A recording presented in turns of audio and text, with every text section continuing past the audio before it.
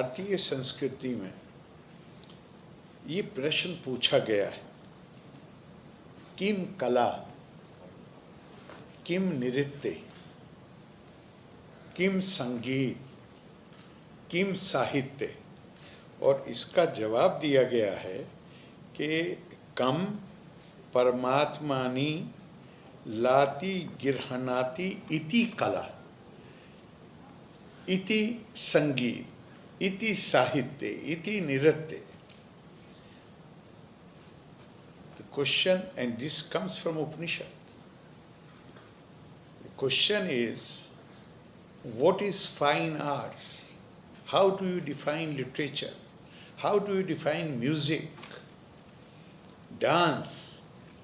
And the answer given is what brings us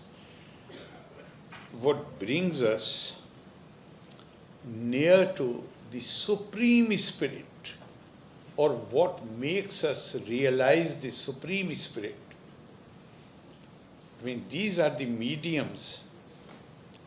This is not merely a source of enjoyment for our sense organs, but it should impact us more deeply and realize, and before that, when you pursue excellence, this has been the Indian view, that when you pursue excellence in any art or branch of science or even humanities, in your profession, it can be regarded as an endeavor to seek the divine in you.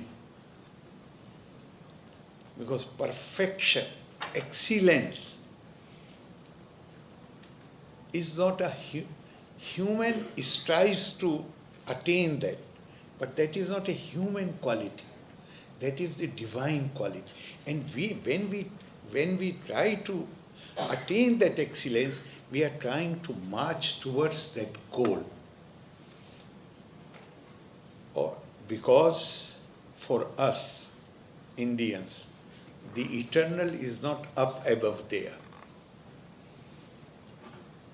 The eternal is here in temporal in every one of us.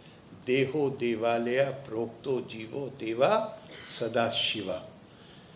Our cultural heritage, our spiritual heritage demands of us that we view everybody as abode, as temple of God. Deho devalaya. Every human body is devalaya, because the Paramatma in the form of Atma dwells in each one of us. And this is what art, culture, they basically to refine, this is the source to refine your spirit, to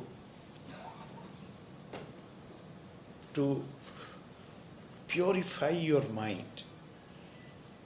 And since Kala brings us to the realization of the Supreme Spirit, then one more realization comes, that there is something higher than the passing panorama, that there is some kind of living spirit which animates, informs, inspires all our activities, to make us realize that this is the true purpose of Kala, Lalit Kala, Sahitya. And these are all basically, according to our tradition, what is the purpose of education?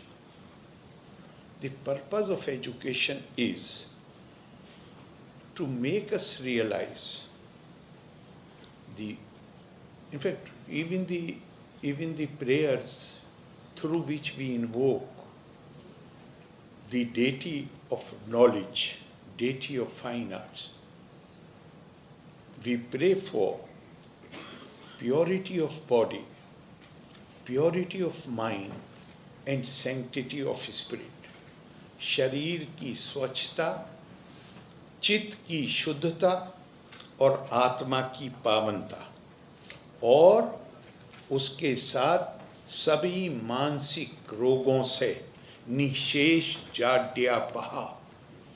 और हम ये प्रार्थना करते हैं कि हम सभी मानसिक रोगों से मुक्ति पाएं, हमारी सोच विकृत न हो।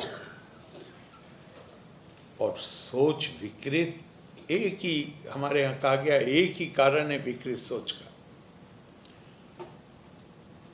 क्योंकि इस संस्कृति का जो विरासत है वो है ये रियलाइजेशन,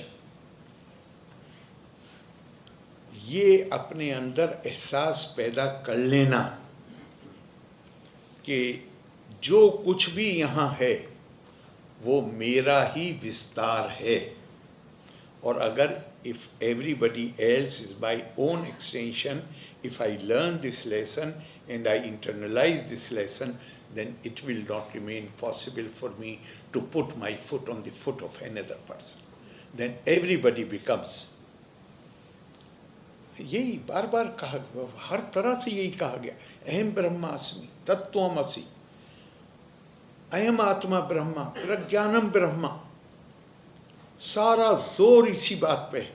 अब इसको, इस चीज को समझने के लिए और इसको आत्मसात करने के लिए बहुत सारे माध्यम, और जो आपने आज यहाँ आयोजन किया है, डॉक्टर साहब, डॉक्टर हैं तो डॉक्टर हमारे जी, लेकिन अजीत जी, लेकिन वो कला प्रेमी, डॉक्टरी भी कला है, वो भी कोई शुभा नहीं।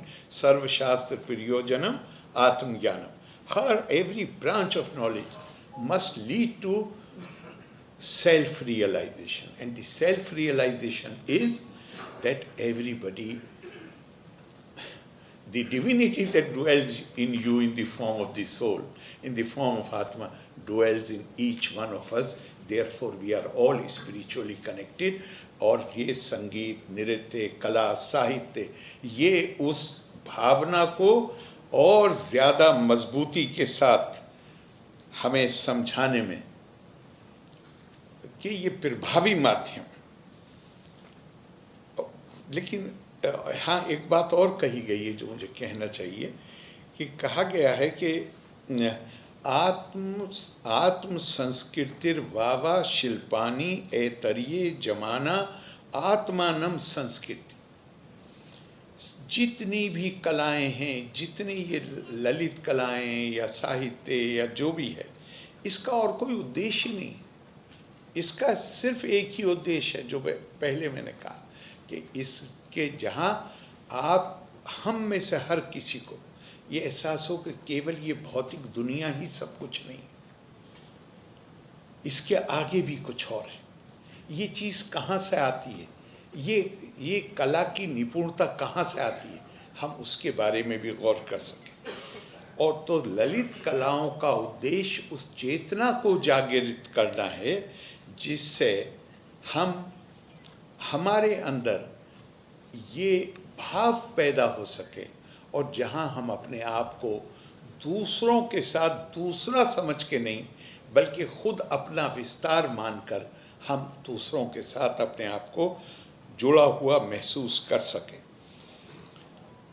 एक मुझे बहुत अच्छा लगता है कि ये साहित्य की, कला की, ललित कलाओं की ताकत है कि आप योग के माध्यम से हम क्या करते हैं, अपने मानस को प्रशिक्षण देते हैं एकाग्रता के लिए। हमारे विद्यार्थी होते हैं यूनिवर्सिटी में, कॉलेज में, उनको बार बार कहा जाता है कि अगर एकाग्र मन करके नहीं पढ़ोगे तो ये समझ में नहीं आएगा तुम्हारे। अब वो एकाग्रता, मन तो चंचल है, मानस चंचल है, तो एकाग्रता कैसे आए?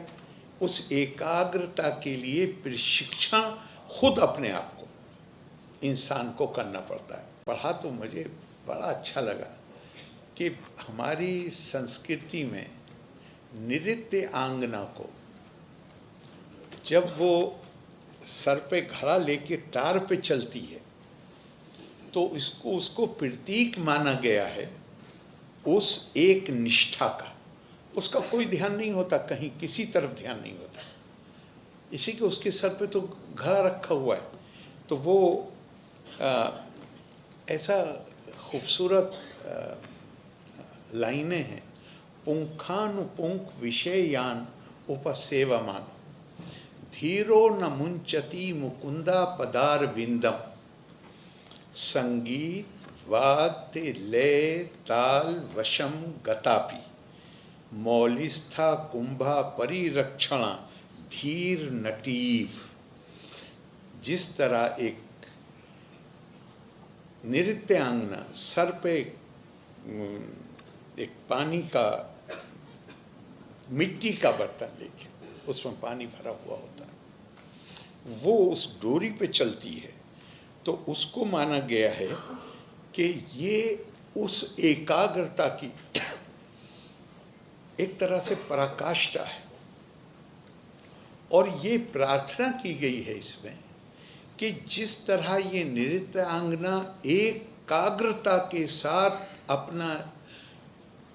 अपनी कला का प्रदर्शन करती है, तो ये प्रार्थना की गई है कि इसी तरह जो पवित्र आत्माएं हैं वो अपने सारे कामों में, दुनिया के कामों में लगे होने के बावजूद उनका ध्यान उस परम सत्य से कभी हटता नहीं है। तो ये हमारे यहाँ ये इसकी इम्पोर्टेंस है। मैं पढ़ा था कि एक जगह कि मतलब ये इसकी क्या प्रभाव पड़ता है और क्या शक्ति है कि कालिदास एक जगह यक्ष कहलवाते हैं। यक्ष कहता है बादलों से कि तुम घूमते रहते हो, जब तुम अपनी यात्रा में हो तो देखना कि एक सुंदरी बहुत मैले कुचैले कपड़े पहने हुए, मैले मलिन वासनी मैले कपड़े पहने हुए वीणा बजा रही होगी, तो तुम उसको रुककर ज़रा उसकी वीणा को सुनना। जब उसकी वीणा में बहुत ज़्यादा मधुरता आए तो जान लेना कि उस वक्त वो मेरे बारे में सोच रही। और जब उसमें बहुत रस नजर ना आए तो सोचना कि अब उसने मेरे बारे में सोचना बंद कर दिया। और ये चीज़, ये ऐसे वाक्य ये किस चीज को टच करते हैं? आप ये मानस को टच करते हैं, ये आत्मा को टच करते हैं। And the purpose of all music and all arts, fine arts, dance, music, everything is refinement of spirit. हमारी आत्मा का विकास। मैं बहुत ज़्यादा जानता नहीं हूँ इन चीज़ों के बारे में। मैंने डॉक्टर प्रधान से कहा था कि मैं सुनने के लिए आ सकता हूँ, लेकिन ये नहीं माने तो मैं आ गया हूँ। और आपने बावजूद इसके कि मेरा इस क्षेत्र में मेरी जानकारी बहुत कम है, आपने इतने धैर्य के साथ मुझे सुना। बहुत बहुत आप सबका धन्यवाद। लोका समस्ता सुखिनो भवन्तु। जय हिंद।